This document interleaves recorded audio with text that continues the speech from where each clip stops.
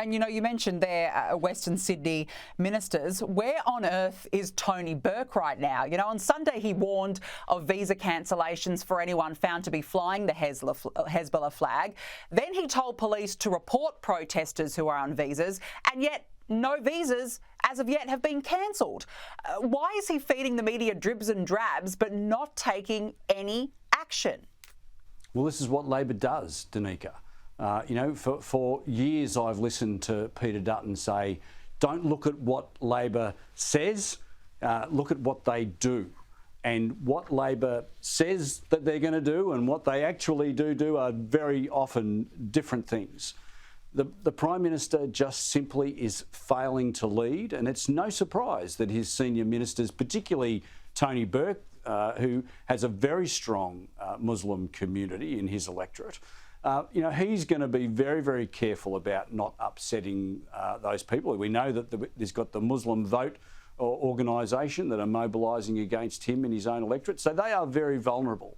But the Labor Party cannot have it both ways. They can't walk both sides of the street. This is a matter of fundamentally, what's right and what's wrong. Israel is a democratic ally of Australia, and they need all the friends they can get at the darkest hour. And they are not getting that show of support from Australia. They're not getting that show of support from our Prime Minister. There's not a lot I agree with Paul Keating, Danica, on many things, but on this I do agree with him when he said, you change the government, you change the nation. And over the last 2.5 years, I'm really sad to say that this country is almost unrecognisable to what it was. We've got absolutely fundamental failures on foreign policy coming from the Prime Minister and Penny Wong down.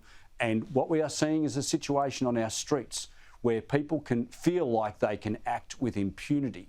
And if people feel like they can act with impunity, then they obviously feel like there are no consequences. I'm very concerned about the protests and demonstrations that are going to occur over the weekend.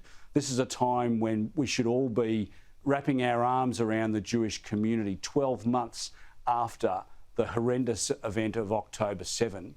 And instead what we've got is protesters hitting the streets in what could only be seen as an attempt to inflame division. It's just so wrong. And why the Prime Minister is not coming out and condemning this, I just don't know.